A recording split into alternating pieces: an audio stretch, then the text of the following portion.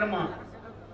ಇದರ ಜೊತೆಗೆ ಇವತ್ತು ನೂರಾರು ಕೋಟಿಗಳ ಕಾರ್ಯಕ್ರಮಕ್ಕೆ ಕೂಡ ನಾವು ಚಾಲನೆಯನ್ನ ಕೊಟ್ಟಿದ್ದೀವಿ.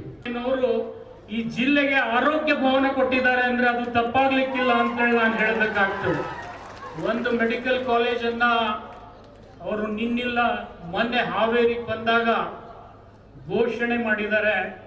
ನಾನು ಇಷ್ಟೇ ಅವರಲ್ಲಿ ವಿನಂತಿ ಮಾಡ್ಕೊಳ್ತೀನಿ, ಬರ್ತಕ್ಕಂಥ ಬಜೆಟ್ನಲ್ಲಿ ಅದನ್ನ ಸಂಪೂರ್ಣ ಕೈಗೆತ್ಕೊಂಡು ಬಿಜಾಪುರ ಜನರ ಆಶೆಯನ್ನೇ ಈಡೇರಿಸಬೇಕು ಅನ್ನತಕ್ಕಂಥ ಮನವಿಯನ್ನ ಈ ವೇದಿಕೆ ಮುಖಾಂತರ ಮಾಡಿಕೊಳ್ಳೋದ್ರ ಜೊತೆಗೆ ನಾನು ಹೆಚ್ಚಿಗೇನು ಹೇಳಿಕ್ ಹೋಗೋದಿಲ್ಲ.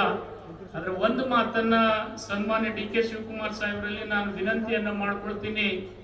ಬಿಜಾಪುರ ಜಿಲ್ಲೆ ನೀರಾವರಿಯಿಂದ ಮತ್ತು ಕೃಷ್ಣ ಭಾಗ್ಯ ಜಲ ನಿಗಮದ ಅಡಿಯಲ್ಲಿ ಆಲ್ಮಟ್ಟಿ ಡ್ಯಾಮ್ ಕಟ್ಟಿರ್ಬೋದು, ಆದ್ರೆ ಸಂಪೂರ್ಣ ನೀರಾವರಿ ಆಗಬೇಕಾದಂತ ಕನಸು ಹೊತ್ಕೊಂಡು ನಮ್ಮ ಅನೇಕ ಪೂರ್ವಜರು ಇವತ್ತು ಸುಗಂಧಿ ಮುರುಗೇಪಣ್ಣ ಹಿಡ್ಕೊಂಡು ಹುಜರೆ ಅವ್ರನ್ನ ಹಿಡ್ಕೊಂಡು ಶಿವಸಂಗಪ್ಪ ಕಡಪಟ್ಟಿ ಅವ್ರನ್ನ ಹಿಡ್ಕೊಂಡು ಎಲ್ಲರೂ ನೀರಾವರಿ ಸಲುವಾಗಿ ಸಾಕಷ್ಟು ಹೋರಾಟ ಮಾಡಿದ್ದಾರೆ. ಅವ್ರ ಕನಸನ್ನ ನೆನಸು ಮಾಡ್ತಕ್ಕಂಥ ಕೆಲಸ ಸನ್ಮಾನ್ಯ ಡಿ ಕೆ ಶಿವಕುಮಾರ್ ಅವ್ರು ಮಾಡಿಕೊಡ್ತಾರೆ ಅನ್ನತಕ್ಕಂಥ ಮಾತನ್ನ ಈ ವೇದಿಕೆ ಮುಖಾಂತರ ಹಂಚಿಕೊಂಡು ಹೆಚ್ಚಿಗೆ ನಾನೇನು ಹೇಳಲಿಕ್ಕೆ ಹೋಗುದಿಲ್ಲ. ಪರಂ ಪೂಜ್ಯರ ಆಶೀರ್ವಚನ ಇದೆ.